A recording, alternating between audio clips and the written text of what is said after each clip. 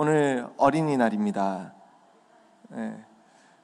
5월 5일 어린이날이 사실 청년 때까지만 해도 굉장히 좋았거든요. 아이가 생기니까 다르더라고요. 전혀 몰랐어요. 어린이날이 뭐 별로 좋은 날이 아니더라고요. 아멘이십니까? 그래서 이제 모 집사님은 이 교회에 뭘 맡으셔서 오셨어요. 그래서 육아에서 해방돼서 온 이 시간이 굉장히 행복하다고 하십니다. 행복하십니까? 오늘 이 시간에 그 귀한 휴일날 또 주님 앞에 나온 만큼 얻어가는 것, 하나님의 은혜를 꼭 얻어가는 귀한 시간 되기를 소망합니다. 예, 변화와 성숙을 이끄는 7가지 성경 읽기 원리 마지막 시간입니다. 앞에 목사님이 이렇게 말씀해 주셨던 것처럼 이 7가지 원리는 말 그대로 원리이기 때문에 원리를 머리로 알면 이제 머리로 끝내버리면 크게 유익이 없습니다. 우리 함께하는 교회 다니면 이제 늘 하는 거, 머리에서 어디로요? 가슴으로. 가슴에서 어디로요? 손과 발로, 행동으로. 이제 이 배웠으면 그래서 실천해야 되는데 이제 통큰 통독으로 가기 위한 좋은 밑거름이 되는 8주간의 코스라고 또 생각이 됩니다. 성경을 읽기 위한. 그래서 오늘 마지막 시간인데 오늘 마지막 시간 7번째 원리 뭐라고 되어 있습니까? 성경은 성경으로. 굉장히 멋진 말입니다. 그죠? 제가 신학교를 입학을 하고 대학교를 다니면서 성경을 해석할 때 뭐 무슨 주의, 무슨 뭐 해석 방법론 이런 말이 굉장히 싫었어요. 제가 다니는 학교에서는 주로 말하는 게 칼빈주의, 개혁주의, 뭐 또 구속사적 해석, 뭐 이런 방법론들이 막 얘기를 많이 하는데 왜 그런 방법론을 쓰지? 성경이 하나님의 말씀이면 성경은 성경으로 봐야 되는 거 아닌가? 이러한 마음이 들었습니다. 자, 그 얘기를 오늘 그 얘기를 할 거냐? 사실 그렇지는 않습니다. 성경을 성경으로 본다. 이 말 자체는 굉장히 멋있는데 우리 인간이 한계가 있는 우리 인간의 지식으로 하나님의 말씀인 성경인 성경으로 제대로 풀 수 있을까요? 없을까요? 사실 굉장히 어렵습니다. 어려울 뿐더러 뭔가 소위 말해서 아다리가 잘 맞게 이제 해석이 된 것 같으면 보통 이게 이단들이 보통 잘 쓰는 방법이긴 해요. 그래서 성경은 성경으로 해석해야 하는데 어떻게 이것을 해야 하는지 이게 세심함이 좀 필요합니다. 그 얘기를 오늘 함께 마지막으로 나누려고 합니다. 그래서 8주간의 이 시간은 성경을 어떤 관점으로 바르게 볼 수 있는가를 알려주는 안경을 장착하는 시간이라고 생각하시면 좋을 것 같습니다.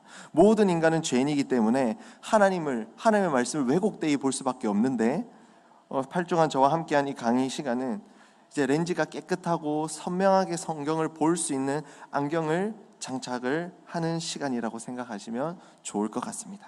자, 그러면 1번 성경의 유비, 신앙의 유비 이 부분을 함께 보도록 하겠습니다. 스코틀랜드 장로교의 기초를 놓았던 존 낙스라는 사람은 이렇게 얘기를 했습니다. 우리 같이 한번 읽어볼까요? 시작. 만일 성경의 어느 한 곳에 모호한 점이 있으면 결코 모순을 범하지 아니하시는 성령님이 다른 곳에서 그 점을 더 분명하게 설명하십니다 라고 얘기했습니다. 당시 이제 스코틀랜드의 여왕이었던 메리 여왕이라는 사람이 있었는데요. 메리 여왕은 친카톨릭이었습니다. 로마 카톨릭이었고요. 그 메리 여왕이 뭐라고 했냐면 존 낙스와 같이 종교개혁자들에게 그대들은 성경을 한 가지 방식으로 해석하고 저들 로마 카톨릭의 사제들은 다른 방식으로 하니 내가 누구를 믿어야 하겠어? 누가 판단하겠어? 뭐 이런 질문에 존 낙스라는 사람이 여기 강의 안에 적힌 말과 같이 얘기를 했습니다. 여기서 이제 종교 개혁자들이 성경 해석의 원리 2가지를 확립한 것을 우리가 보게 될 건데요. 하나는 강의 안에 적혀 있는 것처럼 성경의 유비, 또 하나는 신앙의 유비입니다.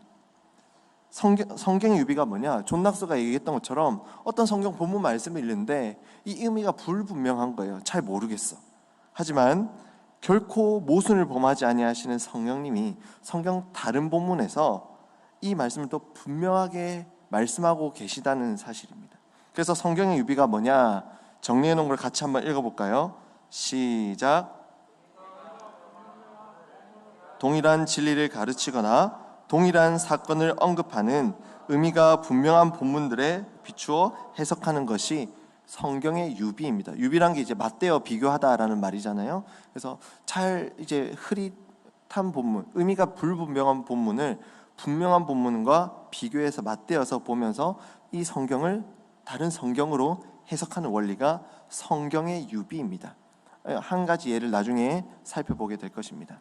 두 번째는 신앙의 유비입니다. 이것도 같이 한번 읽어볼게요. 시작. 의미가 불분명한 본문을 의미가 분명한 본문들로부터 구성한 믿음의 진리들과 조화롭게 해석하는 것이 신앙의 유비입니다. 우리 성경을 읽다 보면 우리 믿음은 이런 거다, 진리가 말하는 건 이거다, 성경의 가르침은 이런 것이다 라는 것들이 있는데, 그 성경의 진리와 본문에서 말씀하는 그 의미가 조화를 이루어야 한다는 겁니다. 예를 들어서 우리 사무엘상을 묵상하고 있는데 사무엘상에 나타나는 요나단과 다윗은 굉장히 친밀합니다. 이게 남녀 간의 사랑보다 더 진하게, 특히 요나단이 좀 더 좋아하는 것 같아요. 보면은 요나단이 다윗을 사랑했다라는 표현이 굉장히 많이 나옵니다. 그래서 한번 띄워주시겠어요? 사무엘상 18장 1절 같이 한번 읽어볼까요? 시작. 요나단의 마음이 다윗의 마음과 하나가 되어 요나단이 그를 자기 생명같이 사랑하니라. 야, 이걸 보면서 이제 동성애자들은 그 근거로 삼는 거죠. 이거 봐라, 성경에서도 동성애를 지지하지 않느냐, 요나단이 다윗을 사랑했다고 하지 않느냐, 자기 생명처럼 사랑했다 하지 않느냐. 하지만 성경의 가르침은 무엇입니까? 진리는 동성애, 같은 동성 간의 사랑을 허용합니까? 금합니까? 금합니다. 하나님이 가증히 여기시는 것이라고 분명히 금합니다. 그러면 이 본문이 의미하는 것이 동성애를 지지하는 것이 아니겠지요. 조화롭게 조화가 이루어지지 않는 겁니다. 그러면 본문이 의미하는 바가 성경 전체에서 의미가 아니란 것을 보면 다른 의미가 있겠구나라고 우리는 생각하셔야 됩니다. 이 조화롭게 읽는 방법도 나중에 살펴보도록 하겠습니다.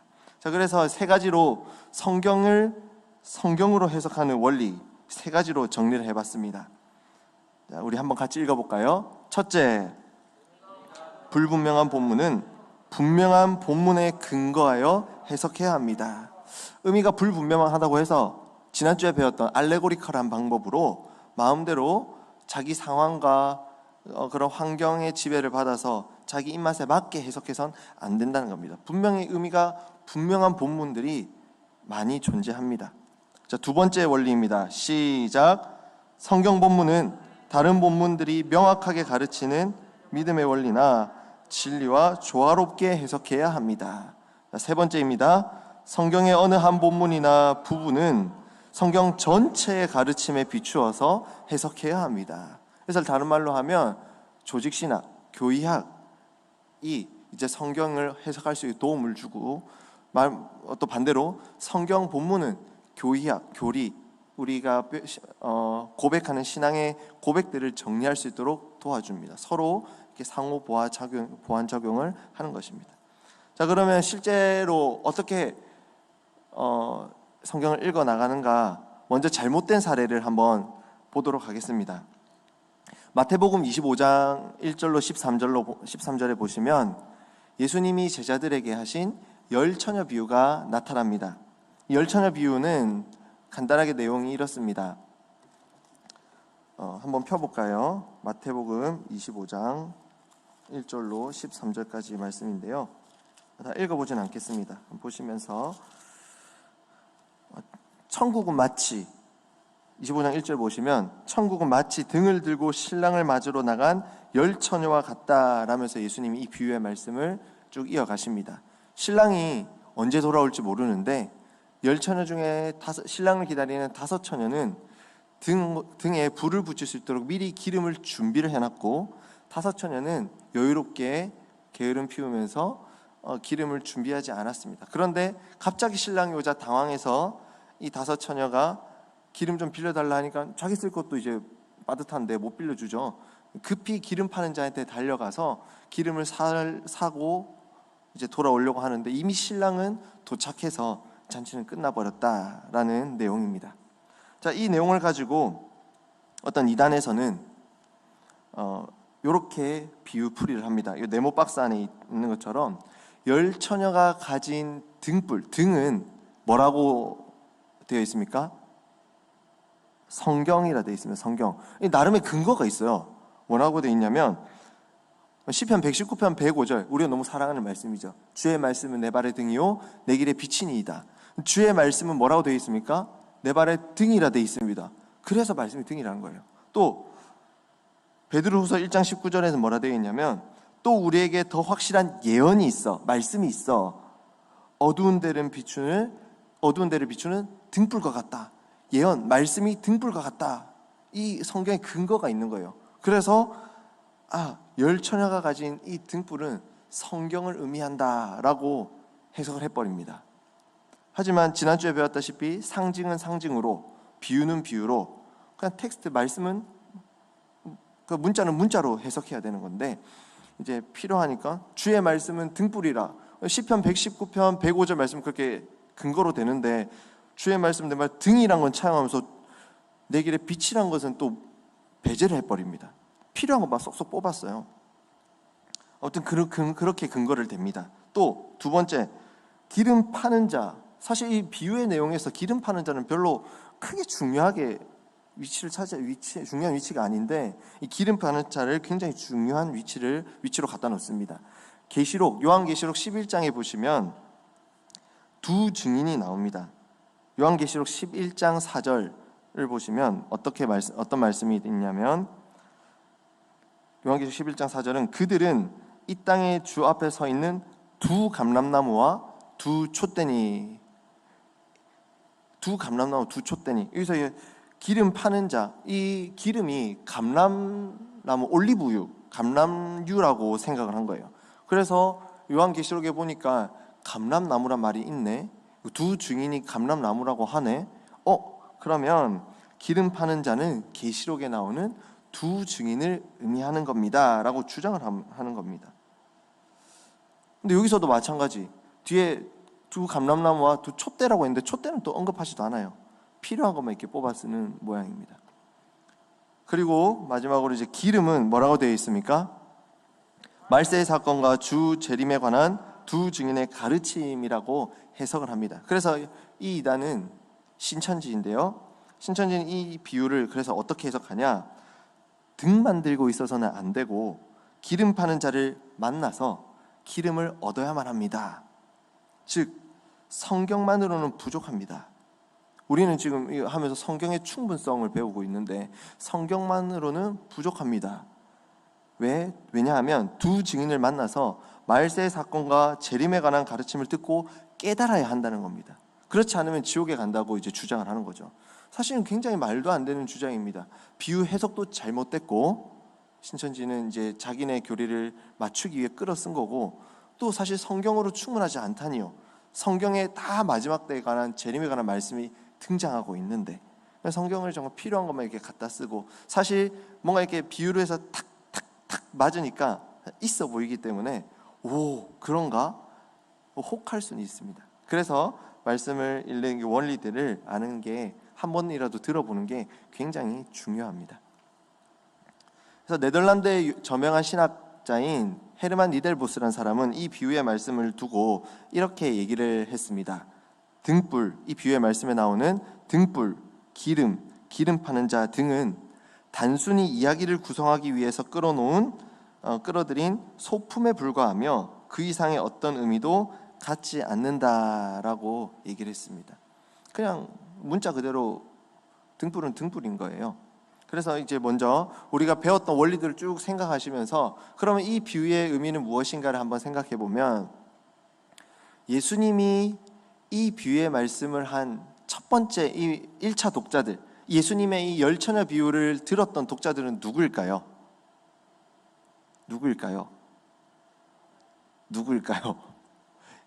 조금만 앞에 보면 알 수 있습니다. 24장 마태복음 24장 3절을 보시면 힌트가 나옵니다. 예수께서 갈람산 위에 앉으셨을 때 누구에게요? 제자들이 예수님께 물어보는 거예요. 마지막 때에 어떤 징조가 있겠습니까? 물어보자 마지막 때의 징조는 이런 징조가 있을 거고, 24장에 그래서 감림산 강화라고 합니다. 그 마지막 때의 강화를 쭉 하시고 25장에 와서 천국은 마치 이 비유와 같다 하면서 제자들에게, 그 질문을 던진 제자들에게 천국에 대해서 중요한 진리를 가르쳐 주시는데 이 비유를 사용하셨던 것입니다.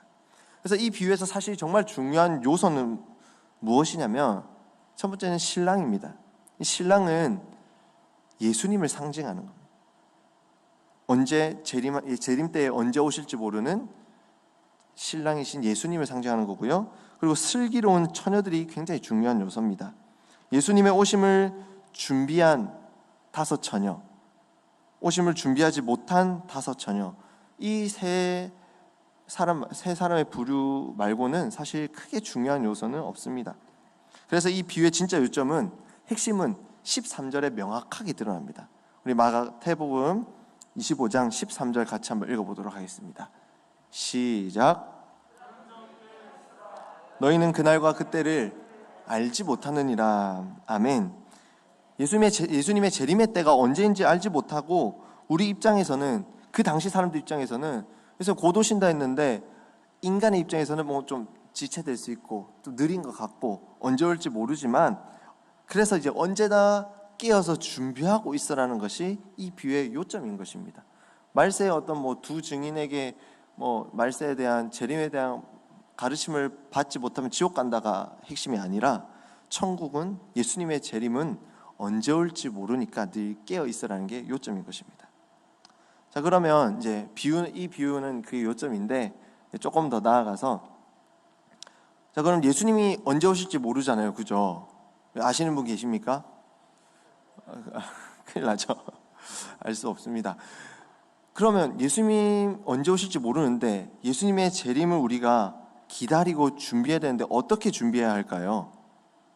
신천지의 그 비유의 가르침처럼 두 증인에게 그 가르침을 받아야 하는 겁니까?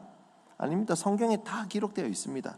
바로 뒤에 이어서 두 가지 비유가 이어서 나오는데, 하나는 달란트 비유가 나옵니다. 달란트 비유.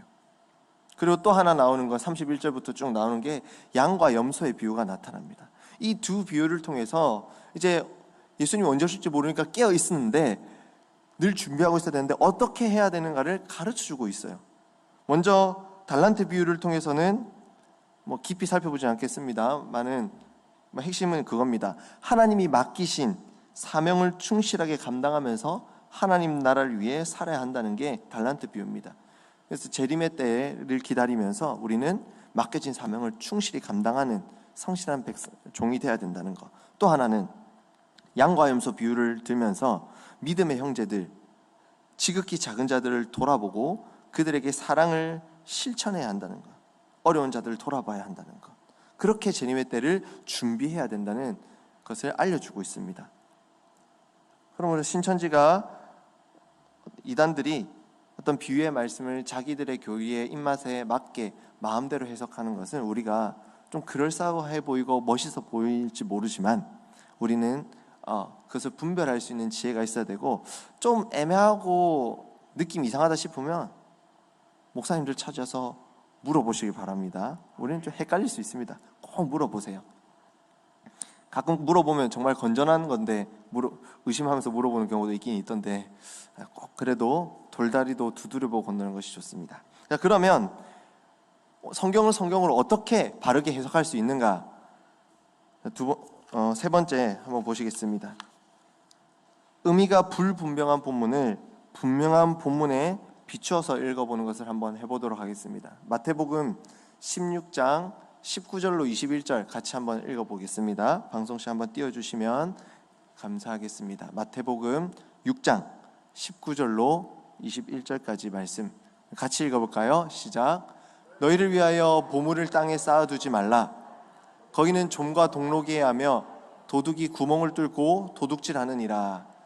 오직 너희를 위하여 보물을 하늘에 쌓아두라. 거기는 좀이나 동록이 해하지 못하며 도둑이 구멍을 뚫지도 못하고 도둑질도 못하느니라. 내 보물이 있는 그곳에는 내 마음도 있느니라. 아멘. 산상수훈 말씀 속에 있는 하나의 말씀인데 이 세 가지 절이 하나의 단락을 이룹니다. 특별히 20절 한번 다시 띄워주실래요? 20절에 보시면 너희를 위하여 보물을 어디에 쌓아두라고 합니까? 하늘에 쌓아두라고 합니다. 그러면 우리를 위하여 하늘에 보화를 쌓아두는 게 무엇일까요? 이 본문에서 말씀하는 보물을 하늘에 쌓아두는 것이 무엇일까요? 스위스 은행보다 더 안전한 그곳, 절대로 깎아먹지 않고 없어지지 않는 안전한 은행과 같은 저곳, 저기서 보화를 쌓아두는 것이 과연 무엇을 의미하는 것일까요? 문맥을 읽어봤잖아요. 우리 19절, 20절, 21절 읽어봤는데 혹시 또 눈치를 채셨습니까? 이 본문 말씀이 1번 헌금에 관한 것이다, 2번 구제에 관한 것이다, 3번 생각이 안 납니다. 헌금에 관한 것일까요? 아니면 구제에 관한 것일까요? 무엇일까요? 사실 마태복음의 말씀만 보고는 이게 의미가 불분명합니다. 이게 정확히 딱 캐치하기가 사실 굉장히 좀 어렵습니다. 이 말씀의 분명한 의미를 알기 위해서는 분명한 의미를 알려주는 본문이 성경에 있습니다. 거의 내용이 비슷해요.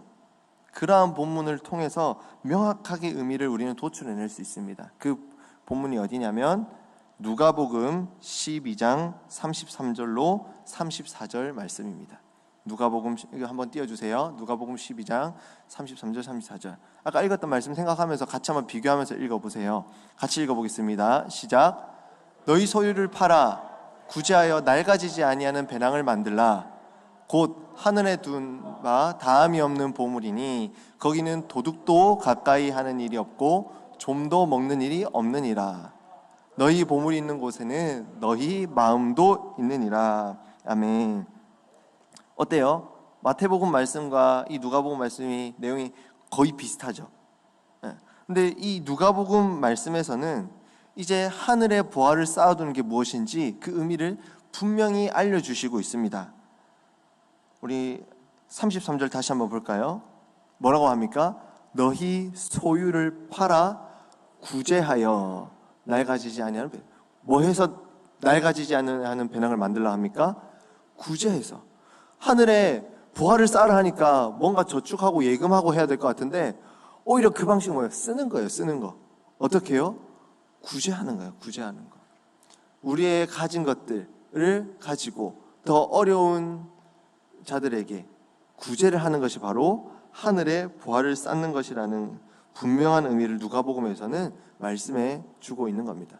그러므로 마태복음만 읽었을 때는 애매했지만 마태복음에서 역시 말씀하고 있는 하늘에 보물을 쌓는 것은 뭐 하라는 거겠습니까? 그러면 구제하라는 겁니다. 구제하는 것이 곧 하늘에 보물을 쌓는 방법 중 가장 좋은 방법이라는 것이 이 마태복음 본문이 의미하는 바입니다.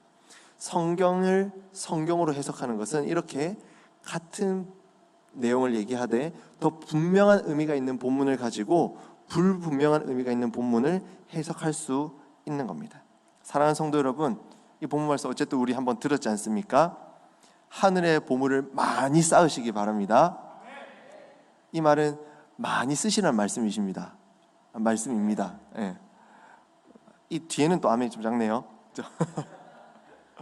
하나님이 부어주신 많은 것들로 우리 이웃들을 섬기고 구제에 힘써서 우리 교회 구제부가 더 바빠지는 그런 은혜가 있었으면 좋겠습니다. 예. 자, 그래서 또 이제 넘어가서 이제 성경의 한 본문을 또 다른 본문의 어떤 얘기들과 조화롭게 읽는 것을 한번 해보도록 하겠습니다. 여기서는 전제가 하나 깔려 있습니다. 성경 66권이 하나님의 말씀임을 믿으십니까? 1.1획도 틀림없는 하나님의 말씀임을 정말 믿으십니까? 네. 성경의 유기적 통일성을 전제로 깔아야지 가능한 겁니다. 하나님이 뭐 성경 말씀 보면 한 40여 명의 저자가 있어요. 창세기부터 요한계시록까지 40여 명의 저자가 약 한 1500년 기간 동안 쓰여서 66권을 모은 게 성경이고요. 그 1500년 기간 동안에 수많은 장르들이 있어요. 편지도 있고 시도 있고, 시에서도 뭐 탄식시도 있고 뭐 탄원시도 있고 뭐 감사시도 있고요.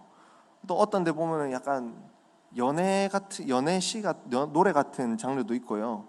어떤 데는 그냥 내러티브 역사 소설도 있고요. 뭐 다양한 장르가 있습니다. 그러한 장르에 수많은 사람들이 오랜 기간 걸쳐서 적었는데 그 작품이 놀랍게도 하나의 통일성을 이루고 있다는 사실입니다. 하나님의 창조와 언약, 심판과 구원이라는 통일된 이야기가 성경 66권의 전체 맥이 흐르고 있습니다. 그렇다면 어떻게 그렇게 할 수 있을까요? 그 저명한 저자도 자기 책을 쓰면 초기 작품, 중기 작품, 후기 작품을 보면 뭔가 좀 다르거든요. 근데 어떻게 성경은 그 오랜 세월 동안 전혀 다른 사람들이 각자의 스타일대로 각각의 장르대로 적었는데 이런 통일성이 유지될 수 있었을까요? 이건 사실 하나밖에 없어요. 유일한 방법밖에 없습니다. 그 유일한 방법은 뭐겠습니까? 전능하신 하나님이 성경의 원저자 되시고 성경을 적으시고 보존하셨다는 사실입니다. 이 사실을 믿으십니까? 이 사실을 믿지 못하면 사실 우리는 이 성경이 우리에게 가지는 그 가치는 현저하게 떨어져 버리게 되는 거예요. 자, 그런데 이 성경을 읽다 보면 굉장히 모순돼 보이는 것들이 있습니다. 대표적으로 뭐라고 적혀져 있습니까? 믿음을 강조하는 바울 서신, 그리고 행위를 강조하는 야고보. 이 두 바울과 야고보의 가르침이 굉장히 모순처럼 보여. 바울은 뭐라 합니까? 너네 행위 필요 없다. 행위로 구원받는 거 아니다. 그런 거짓 교사들의 가르침을 배척하라고 합니다. 오직 믿음으로 하나님이 의롭다 해주심으로 구원받는 거지 너 행위는 필요 없어 구원에, 이렇게 가르치는 반면에 야고보는 뭐라고 말씀합니까? 행함 없는 믿음은 죽은 믿음이다. 완전 모순되어 보이는 가르침입니다. 그러면 성경의 이러한 상충되는 본문들을 어떻게 조화롭게 읽을 수 있을까 한번 보도록 하겠습니다. 바울 서신을 대표하는 이신칭의 교리가 잘 녹아있는 그 편지가 어딜까요? 로마서입니다. 로마서. 물론 다른 서신들도 다 있는데 로마서가 대표적입니다. 로마서 3장 28절 우리 같이 한번 보도록 하겠습니다. 같이 읽어보겠습니다. 시작. 의롭다 하심을 얻은 것은 율법의 행위에 있지 않고 믿음으로 되는 줄을 우리가 인정하노라. 아멘. 이 말씀 믿으십니까? 자, 그럼 야고보서를 한번 보겠습니다. 야고보서 2장 24절입니다. 읽어보겠습니다. 시작. 이로보건대 사람이 행함으로 의롭다 하심을 받고 믿음으로만은 아니니라. 믿으십니까? 아멘. 이제 뭔가 찝찝한 게 그죠? 같은 성경입니다. 그럼 바울이 진리라면 야고보서의 이 말씀 진리가 아닙니까? 사실 그렇게 생각했던, 실수를 했던 종교개혁자도 있었습니다. 우리 배울 게 훨씬 많지만 우리 루터 선생님께서 야고보서는 지푸라기 서신이라 하면서 조금 천대를 했습니다. 하지만 다른 종교개혁자들 또 우리 믿음의 선배들은 그렇지 않고 동일하게 야고보서도 귀중한 하나님의 말씀이라고 아멘으로 받아들입니다. 그런데 이렇게 모순되어 버리고 상충되는 것 같은 이 두 말씀을 어떻게 그럼 조화롭게 읽을 수 있을까요? 어려울 것 같죠? 근데 생각보다 그렇게 어렵지 않습니다. 먼저 야고보와 바울이 직면한 상황, 그들의 상황을 우리가 이해하면 이 말씀이 굉장히 잘 풀립니다. 그리고 두 사도가 사용한 이 용어의 의미를 주의 깊게 살펴본다면 그 두 사도의 가르침이 완전히 상충된 것 같잖아요. 율법에 행위 있지 않다 하고 한 명은 믿음만으로는 안 된다, 행위가 있어야 된다 하는 것 같은데 이게 사실 모순되지 않다는 것을 발견할 수 있습니다. 한번 보겠습니다. 첫 번째, 야고보와 바울이 서로 다른 상황에 직면해 있던 사실을 우리는 알 수 있습니다. 어떤 상황이냐? 야고보는 예루살렘 교회의 지도자였습니다. 어디 지도자였다고요? 예루살렘 교회의 지도자였습니다. 그래서 예루살렘 교회에서는 보면 자기가 이제 믿음이 있다고 다들 하는 거예요. 구원받았다, 나 믿음이 있다고 주장하는데, 말은 그렇게 하는데 그들의 삶을 보면 전혀 신자답지 않은 삶을 사는 거예요. 그러한 상황에 야고보는 직면해 있었습니다. 그래서 그 사람들의 문제를 붙들고 씨름했고, 그렇기 때문에 행함으로 믿음을 입증하라고 가르치는 겁니다. 상황이 그런 거예요. 그럼 바울은 어떤 상황이냐? 바울은 이방인을 위한 사도라고 합니다. 누구를 위한 사도라고요? 이방인을 위한 사도인 바울이기 때문에 이제 할례와 모세의 율법을 구원의 필수 조건이라고 가르쳐버리는 유대의 어떤 그리스도인들이 있었던 거예요.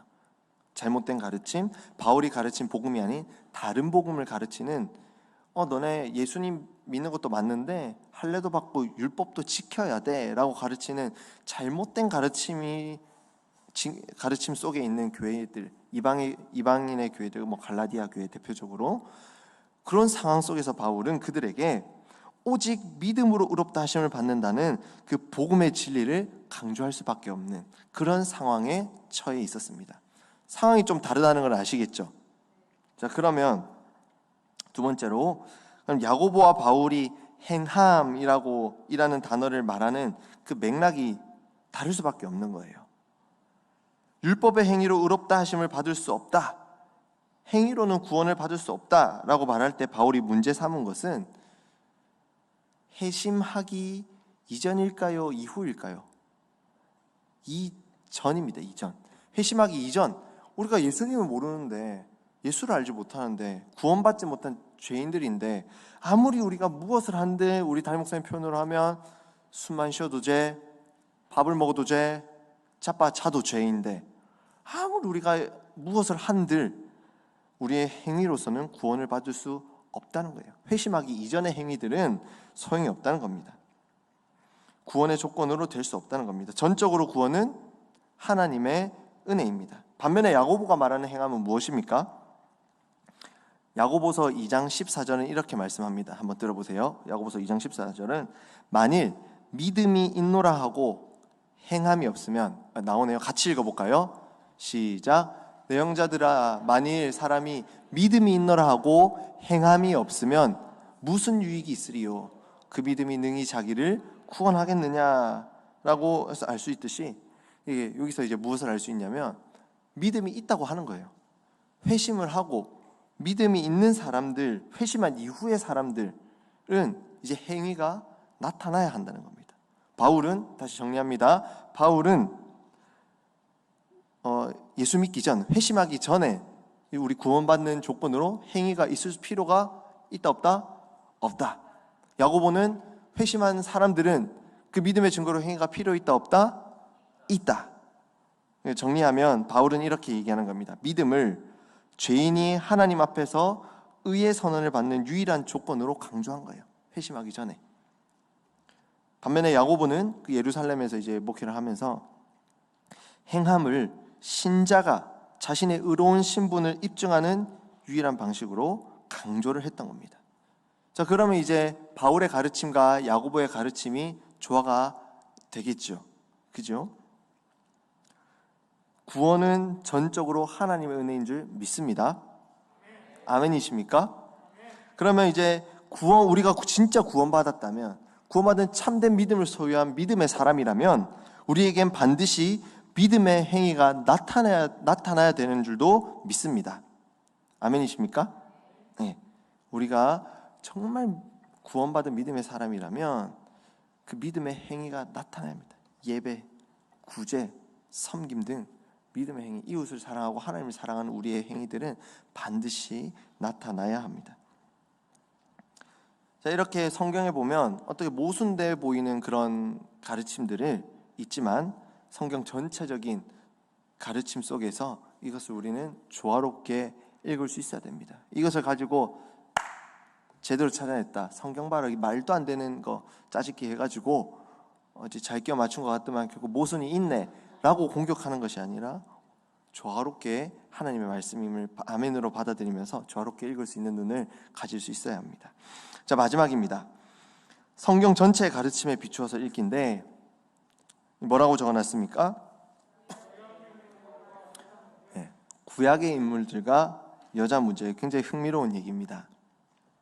성경을 읽다 보면 이제 이해하기 힘든 부분이 한두 군데가 아닌데 그 대표적인 곳이 그 구약에 나오는 이제 믿음의 사람들이라고 하는 사람들이 보면 굉장히 여자들을 많이 거느렸어요.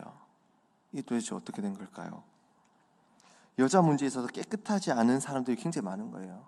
우리 믿음의 조상님은 어떻습니까? 믿음의 조상님 누구입니까? 아브라함. 아브라함은 어떻습니까? 아내의 이름이 뭐였죠? 사라였고, 사라에게 여종이 한 명 있었습니다. 그 이름은 하갈이었습니다.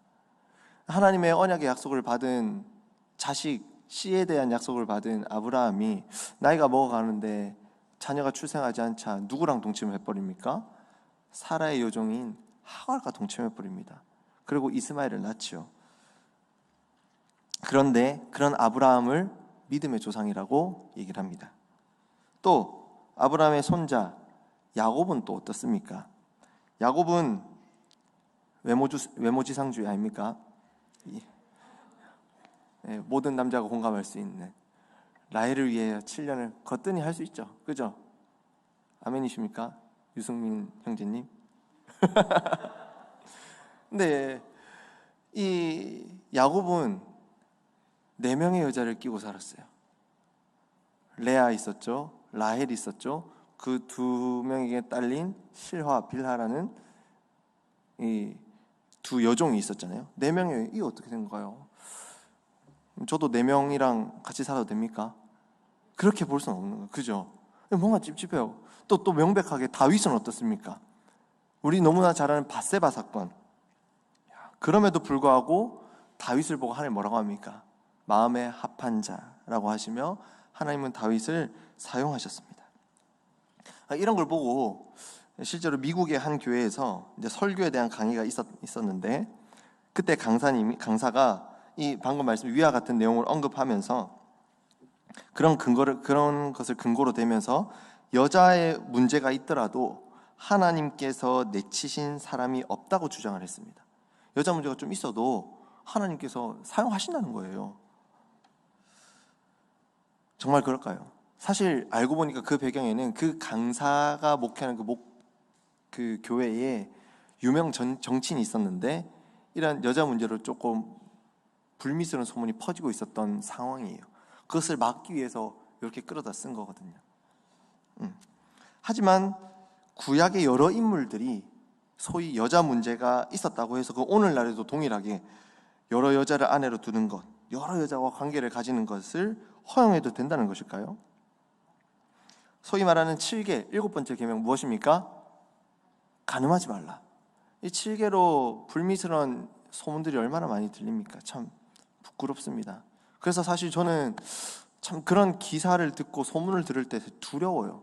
나는 절대 안 그럴 것 같은데 너무나 유명하고 존경하는 목사님들이 착착 쓰러지니까 나도 그렇게 자유롭지 않을 수 있겠다.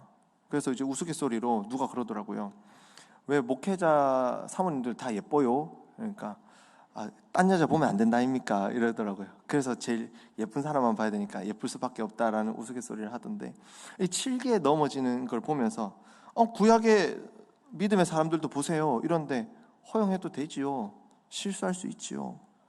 이런 논리를 펴도 괜찮은 것일까요? 성경의 가르침을 이 구약의 여인들을 둔 믿음의 어떤 사람들, 인물들을 보면서 이 성경을 그런 식으로 읽어도 되는 것일까요? 먼저 바르게 성경 전체 가르침을 우리가 봐야 된다 했잖아요. 그래서 구약 성경 인물들을 보면 먼저 이 여자 문제 깨끗한 사람들도 굉장히 많습니다.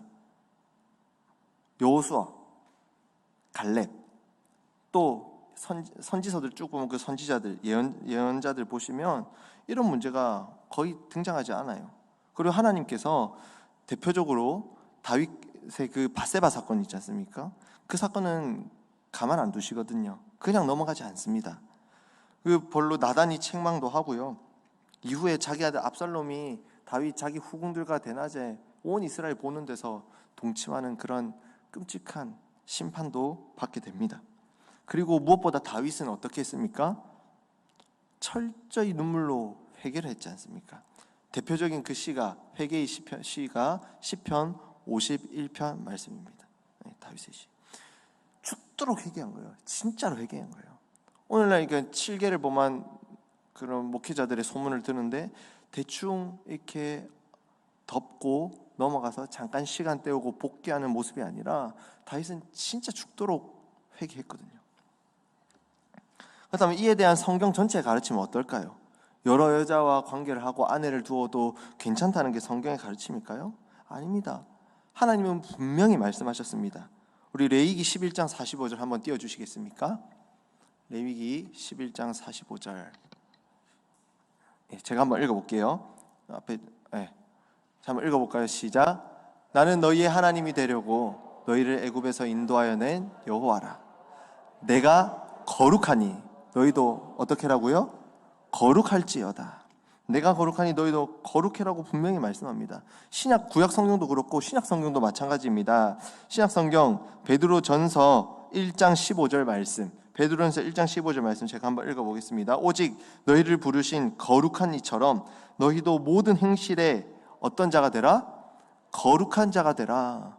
거룩해라고 합니다. 또 사도 바울도 뭐라고 말씀합니까? 고린도 후서 7장 1절입니다. 고린도 후서 7장 1절 같이 읽어보겠습니다. 시작. 그런즉 사랑하는 자들아, 이 약속을 가진 우리는 하나님을 두려워하는 가운데서 거룩함을 온전히 이루어 육과 영의 온갖 더러운 것에서 자신을 깨끗하게 하자. 아멘. 거룩해라고 합니다. 깨끗해라고 합니다. 이 거룩함의 특징 중 가장 두드러지는 것이 무엇입니까? 음행, 성적인 죄를 멀리하는 게 가장 두드러지는 특징이잖아요. 거룩하면 깨끗함. 그러므로 구약 성경에 종종 나타난 이 성적인 문제, 여자 문제를 하나님이 용인하셨다고 잘못 받아들이고 해석해서 오늘날에 적용하는 것은 결코 있을 수 없습니다. 성경 전체는 거룩함을 강조하고 정결해야 함을 강조하고 있습니다. 그래서 고린도전서에서 바울은 뭐라고 말하냐면 음행을 하고도 회개하지 않은 사람들은 내쫓아버리라고 강하게 얘기하고 있습니다. 사랑하는 성도 여러분, 성경을 읽다 보면 이해하기 어려운 좀 모순되는 가르침들, 뭔가 딴지 걸고 싶은 말씀들이 많이 있습니다. 사실 그럴 때 우리의 흥미로운 것은 딴지를 걸고 싶고, 방금 살펴봤던 구약의 어떤 여자 문제들 같은 거 보면 괜히 딴지를 걸고 싶고 내 쾌락과 내 만족을 합리화하도록 해석하고 싶은 게 우리의 죄성으로 가득한 우리의 본성입니다. 하지만 우리가 이 원리들을 배웠으니 성경은 성경으로 바르게 해석하고 볼 수 있는 안목들을 차곡차곡 쌓아가시길 바랍니다. 오늘 마지막 시간이니까 우리 교회는 마지막 시간에 항상 무엇을 합니까? 요약하죠. 요약. 8주간을 도대체 어떻게 요약을 하겠습니까? 그죠? 간단하게 한번 제목만 한번 살펴보겠습니다. 제목을 읽을 때 탁탁 떠오르는 놀라운 역사가 있길 간절히 소망합니다. 한번 보겠습니다. 변화와 성숙을 이끄는 성경 읽기 전체 요약. 제가 첫 주에 뭐 했냐면 성경을 왜 읽어야 하는가? 성경이란 도대체 어떤 책인가를 했습니다. 그러면서 성경의 속성 7가지를 말씀드렸는데, 자, 성경 첫 번째 속성 뭐라고 소개했습니까? 계시성.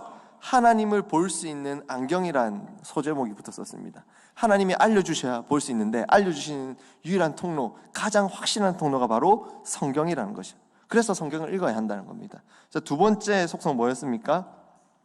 성경의 영감성. 하나님의 말씀은 하나님의 감동으로 된 것이다.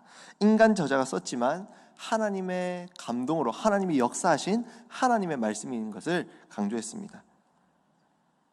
그리고 세 번째 속성 뭐라고 되어 있습니까? 권위성. 소제목은 믿음과 행동의 유일한 방식이라고 했었습니다. 성경의 권위성, 우리의 믿음과 행동의 유일한 방식, 최종 권위는 바로 성경이다. 자, 네 번째 속성 무엇입니까? 성경의 필요성. 우리 구원과 영적 성장의 필수품, 반드시 필요한 게 어떤 직통계시 이런 게 아니라 하나님의 말씀이다. 자, 다섯 번째 뭐였습니까? 충분성, 솔라 스크립투라. 구원은 오직 성경으로만 충분하다. 다른 거 뭐 있으면 뭐 좋은 것도 있겠지만 그게 반드시 필요한 건 아니다. 성경만으로도 사실 우리 구원과 영적 성장에서는 충분하다라는 것을 강조했던 겁니다. 그래서 성경을 읽어야 한다. 자, 여섯 번째로 속성 뭐였습니까? 명백성. 신학교를 졸업한 학자들만이 성경을 읽고 해석하고 중세시대처럼 사제들만 라틴어로 된 성경을 읽고 해석할 수 있는 게 아니라 번역된 성경 우리도 보고 디테일한 건 사실 어렵지만, 그죠? 원어라든가 당시 문화라든가 이런 것도 공부를 해야겠지만 구원에 있어서, 우리 구원받는 데 있어서, 영적으로 자라감에 있어서 충분하고 꼭 필요한 것들은 성경에 명백하게 기록되어 있다. 학자들만이 아니라 성도들도 이해할 수 있는 책이 성경이다라는 것을 말했습니다. 자, 마지막 일곱 번째가 뭐였습니까? 성경의 정경성. 우리가 가진 성경, 창세기부터 요한계시록 66권, 우리 교회 비밀번호 663927. 예, 그것이 이거 유튜브로 나가도 뭐 괜찮겠죠? 편집. 예. 예. 성경의 정경성은 성경 66권이 구약 39권, 제가 첫 시간에 이것 때문에 2단이 됐었죠. 35권이라 해가지고 구약 39권, 신약 신약 27권, 예, 이렇게 66권 하나님의 정확한 말씀은, 정경은 바로 이 66권 하나님의 말씀 성경이다라는 겁니다. 그래서 성경을 읽어야 한다, 말아야 한다, 반드시 읽어야 한다는 걸 첫 시간에 얘기를 했던 겁니다. 그럼 성경을 어떤 원리로 읽어야 하나? 이 7가지 원리 한번 읽어만 보겠습니다. 첫 번째, 자세히 주의 깊게. 두 번째, 저자는 무슨 말을 하고 싶었던 것일까? 세 번째, 하나님 중심. 네 번째, 눈치 있는 독서, 문맥. 다섯 번째, 그때는 어떻게 생각했던 것일까? 여섯 번째, 문자, 비유, 상징. 마지막 오늘 7번째는요, 성경은 성경으로입니다. 사실 이제 맺는 말로 넘어가면, 사실 이 성경의 7가지 원리는 이렇게 이대로 읽으면 성경을 100% 완벽하게 이해할 수 있다는 신비한 공식은 사실 아닙니다. 왜냐하면 사실 이 원리를 100% 다 정확하게 적용해서 읽기란, 읽는 것 자체가 일단 쉽지는 않습니다. 특별히 이제 신학교에서 공부한 것 아니면 더 어렵습니다. 그리고 무엇보다 이 원리들을 모두 완벽하게 적용하면 읽기 쉽지 않은데, 하지만 이 원리들을 배우고 이 원리들을 적용하며 읽으려고 노력하면서 이 하다 보면 이제 어떻게 바뀌냐면, 가장 크게 바뀌는 모습 중에 하나가 뭐냐면, 여기 적혀 있는 것처럼 우리는 그동안 성경을 내 중심적으로 계속 읽으려 해요.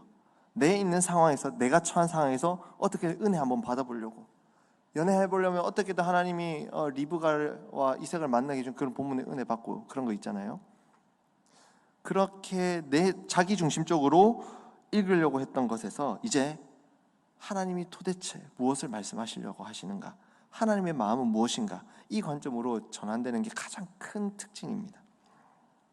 그래서 하나님의 말씀을 볼 수 있는 눈이 점차 생겨나게 될 것입니다.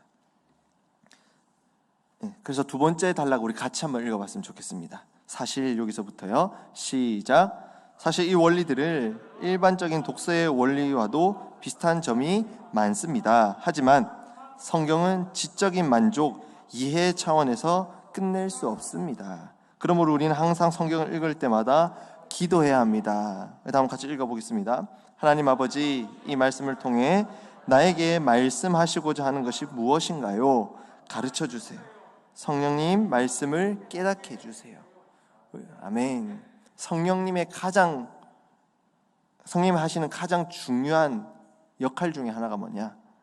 주님이 하신 말씀을 깨닫게 하고 생각나게 해주시는 겁니다. 그래서 우리는 날마다 묵상을 할 때, 성경을 읽을 때, 읽다가 이해되지 않고 막힐 때 참고 서적 목사님께 물어보고 하는 것도 정말 좋지만, 그 앞서 행해야 될 게 뭐냐? 하나님 말씀을 깨닫게 해주세요. 말씀을 읽을 때 내 맘대로 내 유리하게 해석하는 것이 아니라, 하나님이 지금 나에게 해주시고자 하는, 이 말씀을 통해 하고자 하는 말씀이 무엇인지 이해하고 깨달을 수 있도록 성령님 도와주세요라고 기도하는 것이 정말 중요합니다. 네, 성경 읽기 전에, 묵상하기 전에 꼭 이렇게 기도하고 시작하시길 바랍니다. 네. 제가 최근에 있었던 일을 하나 소개하고 이야기하고 마치려고 합니다. 최근에 어떤 일이 있었냐면, 여러분, 그렇게 맛있는 감자탕점이 있는 걸 처음 알았어요. 진짜 맛있더라고요. 아시는 분은 아실 거예요. 두구동 쪽에 가다 보면 88집이라고 있습니다. 고구마 순이 딱 올라갔는데, 그냥 감자탕은 뭐 거기서 거기지 뭐 이렇게 했는데, 너무 맛있더라고요. 그걸 제가 이제 지지난주에 알았어요. 그 맛있는 집을 알게 되면 어떻게 돼요? 자주 가게 되고 가르쳐 소개하고 싶고, 그래서 지금 또 소개하는 거 아닙니까? 정말 맛있었습니다. 충격이었어요. 그 또 그 감자탕은 말할 것도 없고요. 감자탕 시키면 이제 도토리 묵이 나오거든요. 묵무침이랑 그것도 진짜 맛있어요. 또 뭐 나오더라? 네? 가보신 분 있네. 샐러드도 나오고, 그리고 목이버섯 참기름에 찍어 먹으면 그것도 되게 맛있어요. 네, 갑자기 웬 감자탕 얘기냐? 놀라운 사실은 이 감자탕을 제 아내가 이미 먹어봤더라고요. 그래서 그래갖고 나한테 말도 안 하려 했는데, 더 놀라운 사실은 저한테 몇 번이나 얘기했대요. 그리고 이제 둘째를 임신할 때 그거 먹고 싶다고 여러 번 얘기했대. 이제 저는 쓰레기가 된 겁니다. 그죠? 관심이 없으니까 제가 좀 감자탕은 거기서 거기겠지 생각하니까 그냥 흘려들은 거죠. 그래서 저는 신나서 와서 여보 감자탕 너무 맛있더라, 다음에 꼭 같이 가자 했는데, 이제 저는 그때 바로 쓰레기가 된 거죠. 너무 맛있고 좋은 걸 아니까 또 가고 싶고 또 경험하고 싶고 먹고 싶고 소개하고 싶은데, 참 그러고 나서 그 다음 아침까지 굉장히 괴로운 거예요. 제가 복음이 우리를 위해서 십자가에 죽으시고 부활하신 그 놀라운 소식, 그 복음이 내가 목사 되겠다고 이렇게 하는데, 그거를 이렇게 신나서, 그죠? 감격이 거워서 내가 전한 적이 얼마나 있을까? 또 이제 전도 축제가 다가오는데, 전도 축제 앞서서 이렇게 VIP를 작정하는데, 작정한 사람이 넘쳐가지고 막 복음을 전하고 막 자랑하고 싶은 게 정상인 거 알잖아요. 그죠? 다 공감하시죠? 근데 내가 그런 적이 얼마나 있을까? 이 강의를 하면서도 성경이 이렇게 귀중하고 좋은 걸 막 강의를 하고 좋은데, 사실 준비함에 있어서 또 어려운 부분들이 있거든요. 책도 읽어야 되고 준비도 해야 되고, 설렘보다 이런 어려움들이 왜 나는 더 크게 느껴질까? 이 감자탕 잠깐 얘기했는데 굉장히 신나서 또 먹고 싶어요. 감자탕보다 못한 복음이 아닌가, 내 안에. 그런 참 아픈 마음들이 막 올라오더라고요. 사랑하는 성도 여러분, 여러분들에게 복음은 어떻습니까? 여러분들이 소개하고 싶은 그 맛집보다 복음은 혹시 못한 것은 아닌가? 한번 돌아봤으면 좋겠습니다. 이 강의를 마무리하면서 그 복음이 가장 명백하게, 가장 잘 담겨 있는 게 바로 하나님의 말씀입니다. 처음부터 끝까지 그 귀중한 복음이 이 성경에 하나님의 그 사랑이 절절히 묻어 있는 게 하나님의 말씀입니다. 이 말씀을, 이 귀한 원리를 따라서 귀한 세월 동안 계속해서 연습하고 연마하고 읽어 나가시면서 그 복음의 깊은 진수들을 맛보는 우리 모두가 되길 간절히 소망합니다. 그래서 약간 감정의 맥을 커팅하는 얘기를 한번 하면, 여러분 성경 얼마나 읽으셨어요? 몇 번 읽어보셨어요? 1년에 한 번 읽는다 치면 우리 수명이 많이 살아도 지금 100년 산다 합시다. 한 5살 때까지 성경을 읽을 수 있을까요? 한 10살 때까지는요? 자, 그럼 10살 때부터 성경을 읽는다고 합시다.